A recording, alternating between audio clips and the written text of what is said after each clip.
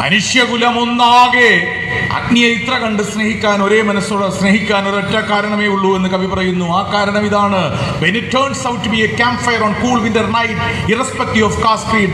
അർത്ഥം, വല്ലാത്ത തണുത്തുറഞ്ഞു പോകുന്ന ശീതകാല രാത്രികളിൽ സൂര്യമുഖികളായി ഞരമ്പുകളിലൂടെ മഞ്ഞിങ്ങനെ അരിച്ചു കയറുന്ന കടും തണുപ്പുള്ള കൊടും ശൈത്യമാർന്ന രാത്രികളിൽ ഒരു അഗ്നികുണ്ഠമായ ഒരു ക്യാമ്പ് ഫയറായി അത് മാറുമ്പോ ജാതി മത കുല വർഗ വർണ്ണ പണ മണ നിറ ഗോത്ര ലിംഗ വ്യത്യാസങ്ങളില്ലാതെ എല്ലാ മനുഷ്യരെയും ചുറ്റുമിരുന്ന് ചൂട് കായുവാൻ പ്രേരിപ്പിക്കുന്ന, ചൂട് വിതരണം ചെയ്യുന്നതിൽ പക്ഷപാതം കാണിക്കാത്ത, ഏറ്റവും സമഭാവനയുള്ള കമ്മ്യൂണിസ്റ്റായ ആതിഥേയനാണ് അഗ്നി എന്നതുകൊണ്ടാണ് മാനവകുലത്തിനൊന്നാകെ അഗ്നിയോട് ഇത്ര പ്രിയം എന്ന് കരുതുന്നു.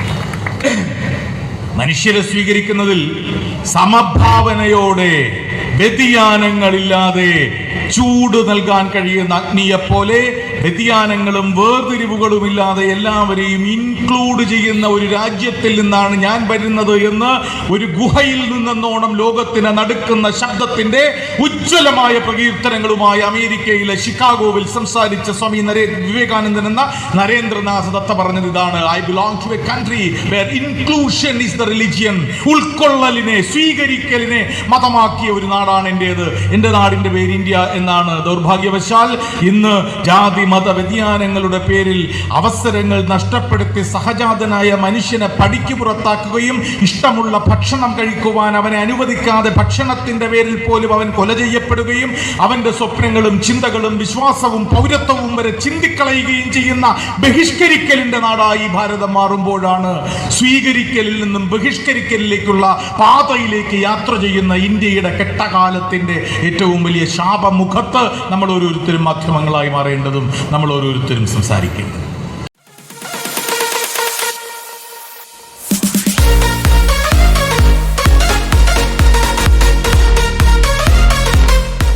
ഇന്ത്യക്ക് പലപ്പോഴും നമ്മുടെ വിഷയത്തിൽ ഇന്ത്യയും അറിവും ഉണ്ട് എങ്കിൽ ഇത് രണ്ടിനും, ഇന്ത്യക്കും അറിവിനും തമ്മിലുള്ള വലിയൊരു പൊതുവായ ബന്ധം, both are like fire. Sorry, both were like fire. ആറും വേറും തമ്മിലുള്ള വ്യത്യാസം വല്ലാതെ മാറുന്നു. അത് രണ്ടും അഗ്നിയെപ്പോലായിരുന്നു. ഇന്ത്യ അഗ്നിയെപ്പോലായിരുന്നു, അറിവും അഗ്നിയെപ്പോലെയാണ്. എന്താണ് ഈ അഗ്നിയും അറിവും തമ്മിലുള്ള സാമ്യം എന്നൊക്കെ ചോദിക്കുമ്പോൾ പണ്ട് കൊടുക്കുന്തോറും ഏറിടും എന്നൊക്കെ, അതുകൊണ്ടാണ് അഗ്നിയാണ് അറിവ് എന്നൊക്കെ പറയുന്നതൊക്കെ അധ്യാപകർ പറഞ്ഞിട്ടുണ്ടെങ്കിൽ എൻ്റെ മനസ്സിന് അത് കേട്ട് വലിയ തൃപ്തിയൊന്നും വന്നിട്ടില്ലായിരുന്നു. അറിവ് അഗ്നിയാണ്, ഇന്ത്യ അഗ്നിയാണ് എന്നൊക്കെ പറയുന്നതിന് കാരണം എന്താണെന്ന് എനിക്ക് മനസ്സിലായത് എഡ്വേർഡോ ഗലിയാനോ എന്ന് പറയുന്ന ഉറുഗ്വക്കാരനായ കവിയുടെ ഫയർ എന്ന് പറയുന്ന ചെറിയ കവിത വായിച്ചപ്പോഴാണ്. From my primary classes, my teachers taught me that I can create fire by rubbing sticks or stones together എന്ന് പറഞ്ഞ് തുടങ്ങുന്ന കവിതയുടെ അർത്ഥം ഇതാണ്. കുട്ടിക്കാലം മുതൽ അധ്യാപകർ എന്നെ പഠിപ്പിച്ചു, കമ്പുകളും കല്ലുകളും ഒഴിച്ചു നോക്കിയാൽ അഗ്നി ഉണ്ടാക്കാം, തീ ഉണ്ടാക്കാം, അഗ്നിസ്ഫുലിംഗം ഉണ്ടാക്കാം. You can make a spark. അന്ന് മുതൽ കിട്ടുന്ന കമ്പുകളും കല്ലുകളും ഒക്കെ ഞാൻ ഒഴിച്ചു നോക്കി, പക്ഷേ എന്നെ കൊണ്ട് ഒരു അഗ്നിസ്ഫുലിംഗം പോലും ഉണ്ടാക്കാൻ പറ്റിയിട്ടില്ല. ഞാൻ അത്ര സ്കിൽഡ് അല്ലായിരുന്നു. അതുകൊണ്ട് എനിക്ക് അഗ്നിയോട് വിദ്വേഷമില്ലെന്ന് മാത്രമല്ല, ലോകത്തിലുള്ള മറ്റെല്ലാ ജനങ്ങളെയും പോലെ എനിക്കും അഗ്നിയോട് അത്രത്തോളം ഇഷ്ടമുള്ള ഒരാളാണ്. ലോകത്തിലെ എല്ലാ മനുഷ്യർക്കും അഗ്നി ആരാധനയാണ്, അഗ്നിയോട് പ്രണയമാണ്, അഗ്നിയോട് ഇഷ്ടമാണ്. അത് ന്യൂസിലാൻഡുകാരനായാലും നെയ്യാറ്റിൻകരക്കാരനായാലും പരപ്പനങ്ങാടിക്കാരനായാലും പപ്പുവ ന്യൂഗിനിക്കാരനായാലും അഗ്നിയെ ഇഷ്ടമാണ്. എന്തുകൊണ്ടാണ് മനുഷ്യകുലത്തിന് അഗ്നിയോട് ഇത്ര ഇഷ്ടം? കവി പറയുന്നതാണ്. എന്തുകൊണ്ടാണ്? why the mankind unanimously adore fire? Is it because it helps us in cooking food? ആഹാരം പാചകം ചെയ്യാൻ സഹായിക്കുന്നത് കൊണ്ടാണോ? ആർക്കെ ഉണ്ടാവും, പക്ഷെ അതല്ലത്രേ പ്രധാന കാരണം. ചൂടും വെളിച്ചം തരുന്നത് കൊണ്ടാണോ? അതുണ്ടാകും, പക്ഷെ അതുമല്ലത്രേ പ്രധാന കാരണം. Is it because it keeps the wild beasts away in forest? മന്ദമായി കൊളുത്തിപ്പിടിച്ചാൽ കാട്ടിൽ വനയാത്രകളിൽ രാത്രി യാത്ര ചെയ്യുമ്പോൾ വന്യമൃഗങ്ങളിൽ നിന്ന് രക്ഷ നേടാമെന്നത് കൊണ്ടാണോ? അതും ഉണ്ടാവും, പക്ഷെ അതുമല്ല കാരണം. മനുഷ്യകുലം ഒന്നാകെ അഗ്നിയെ ഇത്ര കണ്ട് സ്നേഹിക്കാൻ, ഒരേ മനസ്സോടെ സ്നേഹിക്കാൻ ഒരൊറ്റ കാരണമേ ഉള്ളൂ എന്ന് കവി പറയുന്നു. ആ കാരണം ഇതാണ്: when it turns out to be a campfire on cool winter night irrespective of caste creed. അർത്ഥം, വല്ലാത്ത തണുത്തുറഞ്ഞു പോകുന്ന ശീതകാല രാത്രികളിൽ സൂര്യമുഖികളായി ഞരമ്പുകളിലൂടെ മഞ്ഞിങ്ങനെ അരിച്ചു കയറുന്ന കടും തണുപ്പുള്ള കൊടും ശൈത്യമാർന്ന രാത്രികളിൽ ഒരു അഗ്നികുണ്ഠമായ ഒരു ക്യാമ്പ് ഫയറായി അത് മാറുമ്പോ ജാതി മത കുല വർഗ വർണ്ണ പണ മണ നിറ ഗോത്ര ലിംഗ വ്യത്യാസങ്ങളില്ലാതെ എല്ലാ മനുഷ്യരെയും ചുറ്റുമിരുന്ന് ചൂട് കായുവാൻ പ്രേരിപ്പിക്കുന്ന, ചൂട് വിതരണം ചെയ്യുന്നതിൽ പക്ഷപാതം കാണിക്കാത്ത, ഏറ്റവും സമഭാവനയുള്ള കമ്മ്യൂണിസ്റ്റായ ആതിഥേയനാണ് അഗ്നി എന്നതുകൊണ്ടാണ് മാനവകുലത്തിനൊന്നാകെ അഗ്നിയോട് ഇത്ര പ്രിയം എന്ന് കരുതുന്നു. മനുഷ്യരെ സ്വീകരിക്കുന്നതിൽ സമഭാവനയോടെ, വ്യതിയാനങ്ങളില്ലാതെ ചൂട് നൽകാൻ കഴിയുന്ന അഗ്നിയെപ്പോലെ വ്യതിയാനങ്ങളും വേർതിരിവുകളും ഇല്ലാതെ എല്ലാവരെയും ഇൻക്ലൂഡ് ചെയ്യുന്ന ഒരു രാജ്യത്തിൽ നിന്നാണ് ഞാൻ വരുന്നത് എന്ന് ഒരു ഗുഹയിൽ നിന്നെന്നോണം ലോകത്തിന് നടുക്കുന്ന ശബ്ദത്തിന്റെ ഉജ്ജ്വലമായ പ്രകീർത്തനങ്ങളുമായി അമേരിക്കയിലെ ഷിക്കാഗോവിൽ സംസാരിച്ച സ്വാമി വിവേകാനന്ദൻ എന്ന നരേന്ദ്രനാഥ് ദത്ത പറഞ്ഞത് ഇതാണ്: I belong to a country where inclusion is the religion. ഉൾക്കൊള്ളലിനെ, സ്വീകരിക്കലിനെ മതമാക്കിയ ഒരു നാടാണ് എന്റേത്.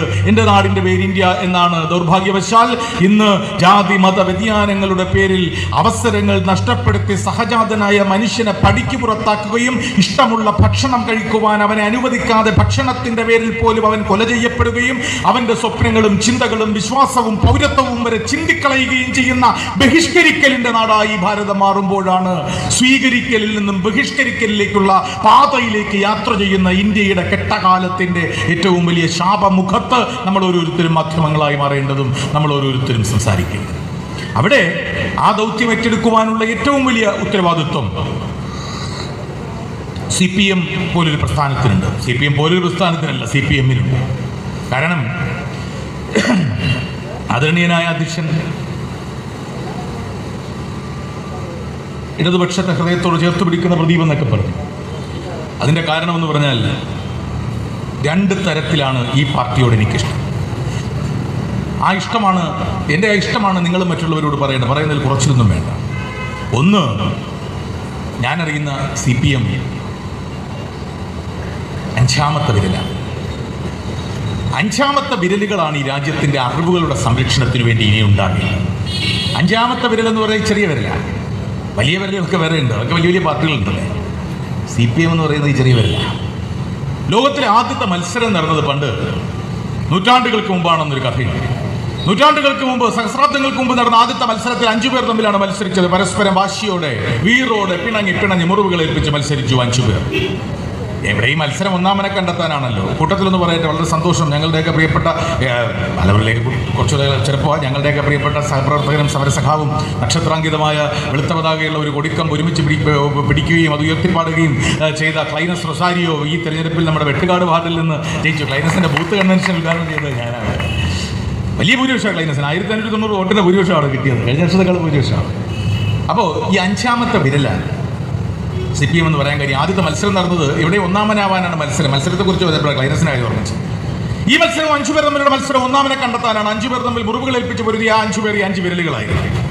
ഈ 5 വിരലുകൾ തമ്മിൽ ഇങ്ങനെ പിണങ്ങിപ്പിടഞ്ഞ് മത്സരിച്ചപ്പോൾ സാക്ഷാൽ ദൈവം ജൂറിയായി വന്നു എന്നാണ് കഥ. ദൈവം എന്ന് പറഞ്ഞാൽ അത് ശ്രീരാമചന്ദ്രനാകാം, നബി സല്ലല്ലാഹു അലൈഹി വസല്ലമാകാം, ക്രിസ്തുവാകാം, ജിനനാകാം, ബുദ്ധനാകാം, ജൈനനാകാം, ഇല്ലെങ്കിൽ ഒന്നുമല്ലാത്ത മനുഷ്യ ഹൃദയത്തിന്റെ നന്മയാണ് ദൈവമെന്ന് വിശ്വസിക്കുന്ന ഒരു ഭാവവുമാണ്. എന്തായാലും അദൃശ്യമായ ആത്മീയ ശക്തി ജൂറിയായി വന്നിട്ട് പറഞ്ഞു, നിങ്ങൾ തമ്മിൽ ഇങ്ങനെ വഴക്കുകൂടി പിണങ്ങേണ്ട, നിങ്ങളിലെ മിടുക്കൻ, നിങ്ങളിലെ ഒന്നാമൻ, നിങ്ങളിലെ മികച്ചവൻ, നിങ്ങളിലെ നായകനാര് എന്ന് ഞാൻ കണ്ടെത്തി തരാം. ഒരൊറ്റ കാര്യം ചെയ്താൽ മതി. നിങ്ങൾ മുകളിലേക്ക് വന്ന് നിങ്ങളുടെ കേമത്തരം എന്താണെന്ന് ചെറിയ വാക്കുകളിൽ എന്നോട് പറഞ്ഞാൽ മതി. ആദ്യം വന്നത് പെരുവിരലാണ്. പെരുവിരൽ വന്നിട്ട് പറഞ്ഞു, ദൈവമേ ഞാൻ ഒന്നാമത്തെ വിരലാണ്. ലോകത്തിലെവിടെയും വിജയി അടയാളപ്പെടുത്തുന്നത് എന്നെ ഉയർത്തിക്കാട്ടുമ്പോഴാണ്. തംസപ്പിലൂടെ ഒരു മനുഷ്യനെ തിരിച്ചറിയുന്നത് എന്നെ പതിപ്പിക്കുന്നതിലൂടെ, തമ്പ് ഇംപ്രഷനിലൂടെ. ഒരു കടലാസ് എടുക്കണമെങ്കിൽ ഞാൻ കൂടി ഇങ്ങനെ പിടിക്കണം. ഇതിനെല്ലാം ഉപരി ഈ വിശ്വപ്രകൃതിയിൽ പിറന്നു വീഴുന്ന ഓരോ കുഞ്ഞും ആദ്യം നുണയുന്നത് തന്നെയാണ്. ഞാൻ മാതൃത്വത്തിന്റെ എംബോഡിമെന്റാണ്, മാതൃത്വത്തിന്റെ പ്രതീകമാണ്. ദൈവം പറഞ്ഞു കൊള്ളായിരിക്കും. അടുത്ത ആളിനോട് വരാൻ പറഞ്ഞപ്പോൾ രണ്ടാമത്തെ ആൾ വന്നിട്ട് പറഞ്ഞു, ഞാൻ ചൂണ്ടുവിരലാണ്, ദുരധികാരത്തിനെതിരെ ചൂണ്ടുന്ന വിരലാണ്, മാത്രമല്ല ലക്ഷ്യബോധത്തിന്റെ വിരലാണ്. വെടിവെക്കാൻ, അമ്പയ്യാൻ, ക്യാരം കളിക്കാനൊക്കെ ഞാനാണ് വേണ്ടത്.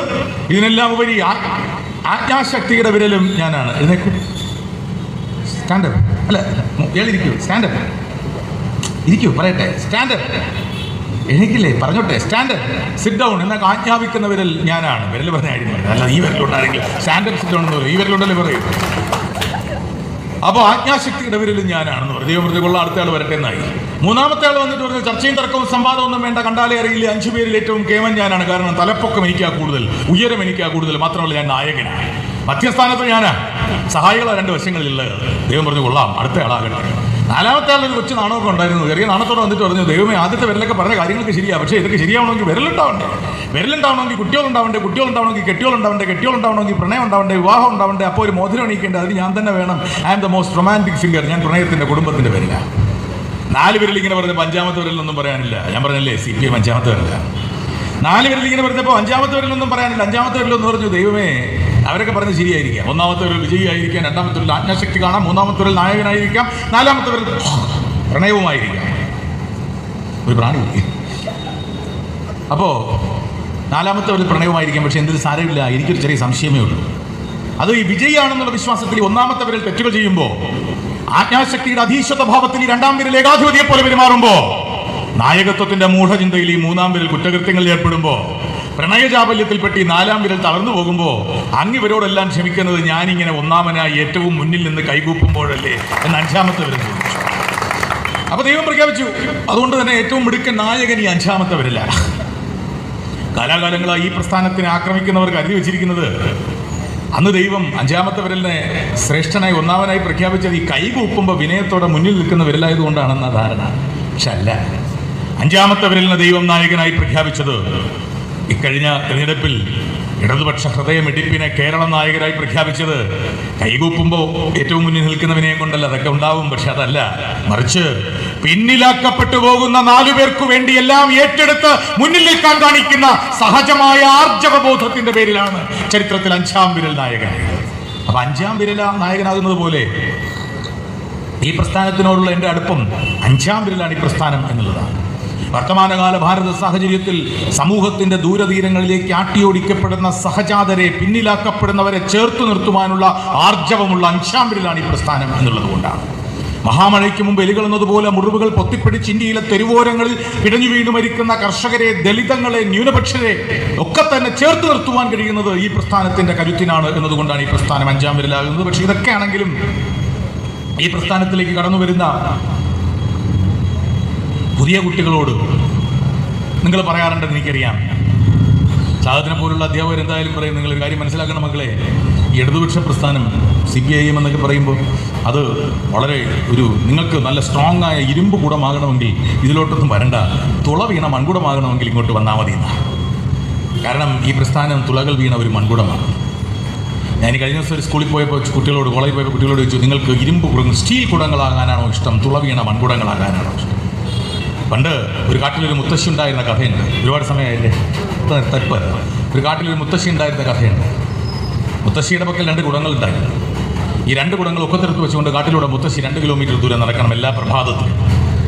ഒന്നൊരു സ്ട്രോങ് ആയ സ്റ്റീൽ കുടം, മറ്റൊന്ന് തുളകൾ വീണ് ദ്രവിച്ചു പോയ ഒരു മൺകുടം. ഈ 2 കിലോമീറ്റർ നടക്കാൻ കാരണം 2 കിലോമീറ്റർ നടന്നാൽ മാത്രമേ അവിടെ വെള്ളം കിട്ടുന്ന ഒരേ ഒരു അരുവിയിൽ എത്തിച്ചേരാൻ പറ്റൂ. കാരണം ആ കാടിൻ്റെ പ്രത്യേകതയുണ്ട്, ആ കാട് 12 മാസവും വേനൽ മാത്രമുള്ള കാടാണ്. എല്ലാം കരിഞ്ഞുണങ്ങിപ്പോയ, വരണ്ടുപോയ, വല്ലാതെ ദ്രവിച്ചുപോയ ആ കൊടുങ്കാട്ടിൽ വെള്ളം കിട്ടുന്ന ഒരേ ഒരു അരുവിയുള്ളത് 2 കിലോമീറ്റർ ദൂരത്തിലാണ്. എല്ലാ പ്രഭാതത്തിലും 2 കിലോമീറ്റർ നടന്ന് 2 കുടങ്ങളിലും വെള്ളം ശേഖരിച്ച് തിരികെ 2 കിലോമീറ്റർ നടന്ന് കുടിലെത്തുന്ന അവശയായ മുത്തശ്ശി നോക്കുമ്പോൾ സ്റ്റീൽ കുടം നിറയെ വെള്ളം കാണും. ഒരു പാത്രങ്ങളിൽ പകർന്നു വെച്ചൊക്കെ ഉപയോഗിക്കും. തുളകൾ വീണ് ദ്രവിച്ച മൺകുടത്തിൽ വെള്ളം കാണും. എല്ലാം ചോർന്നു പോയിട്ടുണ്ടാകും. കാലങ്ങളിങ്ങനെ കഴിഞ്ഞപ്പോൾ സ്റ്റീൽ കുടത്തിൻ്റെ അഹങ്കാരം തോന്നിയിട്ട് മൺകുടത്തിനോട് പറഞ്ഞു, ഇടി പൊട്ടിക്കുടമേ, പാവം, ഈ മുത്തശ്ശി എത്ര കാലം കൊണ്ട് നിന്നെ ചുമക്കുന്നു, ഒരു തുള്ളി വെള്ളം ഈ മുത്തശ്ശിക്ക് കൊടുക്കാൻ നിനക്ക് കഴിഞ്ഞിട്ടില്ല, നീ ഒരു പാഴ്വസ്തുവാണ്, നിന്നെ അങ്ങ് കളഞ്ഞേക്കാം, നീ കാലഹരണപ്പെട്ടതാണ്. ചിലർ പറയാറ് കാലഹരണപ്പെട്ടതാണ്, നീ മൺകുടത്തിനോട് പറഞ്ഞു. അപ്പോൾ മൺകുടത്തിന് തോന്നി സംഭവം ശരിയാണോ എന്ന് തോന്നിയിട്ട് മുത്തശ്ശിയോട് പറഞ്ഞു, മുത്തശ്ശി എന്നെ കൊണ്ട് ഒരു തുള്ളി വെള്ളം തരാൻ പറ്റിയിട്ടില്ലല്ലോ, മുത്തശ്ശി വേണമെങ്കിൽ എന്നെ കളഞ്ഞു വന്നു. മുത്തശ്ശി എന്ന് പറയുന്നത് ഈ നാട്ടിലെ ജനതയാണ്. അപ്പോൾ മുത്തശ്ശി പറഞ്ഞു, പഴം കണ്ടുകൊണ്ട് ഒരുപാട് ജീവിതം കണ്ട മുത്തശ്ശിയാണ്. ആ മുത്തശ്ശി പറഞ്ഞു, നാളെ പറയാം. അടുത്ത ദിവസവും സൂര്യൻ ഉദിച്ചു, വെയിൽ പരന്നു. 2 കുടങ്ങൾ എടുത്തുകൊണ്ട് കാട്ടിലൂടെ മുത്തശ്ശി 2 കിലോമീറ്റർ ദൂരം നടന്നു. 2 കുടത്തിലും വെള്ളം എടുത്തു. തിരിച്ചു നടന്നപ്പോൾ പക്ഷേ മുത്തശ്ശി പതിവിന് വിപരീതമായി പാതി വഴിയിലങ്ങ് നിന്നു.